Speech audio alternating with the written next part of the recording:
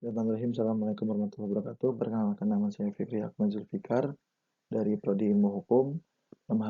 Dalam kesempatan ini izinkan kami untuk memaparkan kajian penelitian kami dengan judul pelaksanaan pemutusan hubungan kerja terhadap pekerja melakukan kesalahan berat setelah adanya putusan Mahkamah Konstitusi nomor 12 garing PUU titik I 2003 tentang uji materi terhadap pasal 158 Undang-Undang nomor 13 tahun 2003 tentang ketenagakerjaan. Buah bimbingan Dr. Hajarini Irianti Sundari SHMH. Dalam penelitian ini terdapat 3 latar belakang, yaitu pertama, didasari dengan adanya harmonisasi hubungan kerja. Pada prakteknya tentu tidak selamanya proses hubungan kerja tersebut berjalan dengan harmonis, sehingga dari ketidakharmonisan tersebut terjadi perselisihan yang tentunya pengakhirannya adalah dengan cara pemutusan hubungan kerja. Namun pada prakteknya, dalam kesempatan ini kami mengambil objek penelitian di satu perusahaan BUMN dengan hal tersebut berkenaan dengan PHK terhadap pekerja pengusaha berat. Perusahaan tersebut mengacu atau berpedoman pada ketentuan pasal 158 Undang-Undang Ketenagakerjaan. Namun pada pelaksanaannya ketentuan 158 tersebut dicabut oleh Mahkamah Konstitusi karena dianggap diskriminatif dan bertentangan dengan UUD 1945 pasal 27 ayat 1. Selanjutnya terdapat 2 identifikasi masalah. Yang pertama adalah bagaimana pelaksanaan PHK terhadap pekerja melakukan kesalahan berat di salah satu perusahaan BUMN setelah adanya putusan Mahkamah Konstitusi nomor 12 garing PUU 2003. Selanjutnya, bagaimana hak dan kewajiban pekerja mengalami pemutusan hubungan kerja karena kesalahan berat menurut Undang-Undang nomor 13 tahun 2003 dan Undang-Undang nomor 11 tahun 2020 tentang Cipta Kerja. Selanjutnya adalah pembahasan pertama, yaitu mekanisme PHK. Pada dasarnya, mekanisme PHK diatur dalam ketentuan pasal 158 Undang-Undang nomor 17 tahun 2003 dengan 2 mekanisme, yaitu pengusaha melakukan pemeriksaan terhadap pekerja karena melakukan kesalahan berat. Pemeriksaan tersebut tentunya untuk memenuhi amanat atau syarat yang diberlakukan dalam pasal 158 ayat 2, yang dimana terdapat 3 hal dalam hal untuk memenuhi atau melaksanakan PHK terhadap pekerja melakukan kesalahan berat. Pertama adalah adanya bukti, adanya saksi, dan adanya pengakuan dari pekerja yang bersangkutan. 2, bila kriteria tersebut telah terpenuhi, maka perusahaan dapat melaksanakan hubungan kerja.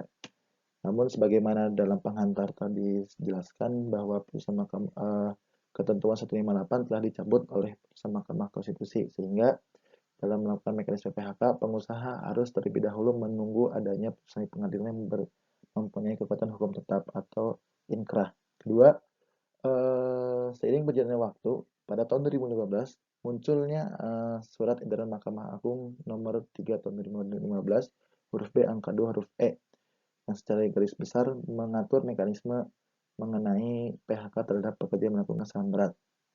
Sehingga dalam SEMA tersebut, pengusaha tidak perlu untuk menunggu adanya putusan Mahkamah Konstitusi yang memiliki kekuatan hukum tetap. Tentu dari keseluruhan tersebut memiliki tujuan berkenaan dengan mekanisme pemutusan hubungan kerja. Pada prakteknya di objek penelitian terdapat 2 hal. Karena kami mengambil objek penelitian di PT KAI sebagai salah satu perusahaan BUMN, terdapat 2 hal. Satu, dalam melaksanakan mekanisme PHK pekerja melakukan kesalahan berat, perusahaan mengacu pada Undang-Undang Ketenagakerjaan. Tentunya hal tersebut didasari dengan adanya surat anjuran Dinas Ketenagakerjaan, yang dimana Dinas Ketenagakerjaan merupakan lembaga penyelesaian hubungan industrial. Kedua, selain hal tersebut, pengusaha juga mengacu pada putusan Mahkamah Konstitusi nomor 12 garing PUU 2003 di mana pengusaha harus terlebih dahulu menunggu adanya putusan pengadilan yang berkekuatan hukum tetap. Hal tersebut telah dilakukan dan telah dipenuhi unsur-unsur mekanismenya, yaitu adanya putusan pengadilan yang dimana perusahaan memiliki putusan pengadilan negeri Bojonegoro nomor 157 garing PID.B 2020 PJN karena pekerja dari perusahaan tersebut melakukan perbuatan tindak pidana pemerasan. Bagaimana hak dan kewajiban pekerja? Pada dasarnya hak dan kewajiban pekerja karena kesalahan berat itu diatur dalam Undang-Undang nomor 13 tahun 2003 tentang ketenagakerjaan. Di antaranya terdapat 3 jenis hak yang diterima oleh pekerja. 1, uang pesangon, 2, uang masa kerja, 3, uang pekerjaan hak yang harus diterima. Dan terakhir adalah kewajiban pekerjanya, yaitu berkewajiban untuk melakukan ganti rugi. Bentuk ganti rugi tersebut tentunya apabila perbuatan yang dilakukan oleh pekerja tersebut dipandang menimbulkan kerugian yang dialami oleh pengusaha. Tidak jauh berbeda dalam pelaksanaan di objek penelitian. Namun terdapat dua hal yang berbeda, yaitu pertama, manfaat jaminan sosial tenaga kerja. Hal tersebut diberikan karena ketika pekerja yang bersangkutan masih aktif, pekerja tersebut melakukan iuran, misalnya seperti jaminan kesehatan, jaminan sosial.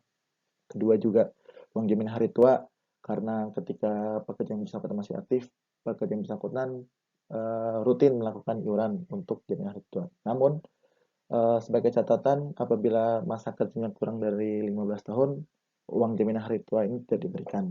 Kewajibannya pun tidak jauh beda dengan yang diatur dalam Undang-Undang Nomor 13, yaitu berkewajiban mengganti rugi apabila dipandang merugikan. Namun yang kedua ini sedikit berbeda, yaitu mengembalikan fasilitas yang telah diberikan oleh perusahaan.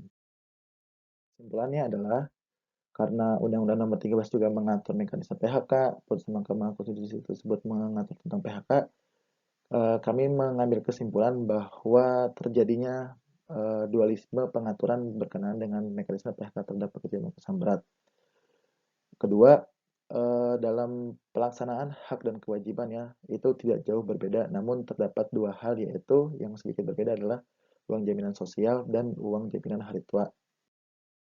Dan saran dari kami adalah pemerintah sebagai yang menjalankan peran hubungan industrial juga patut untuk melakukan penindaklanjutan pengaturan mekanisme PHK baik dalam hak dan kewajibannya maupun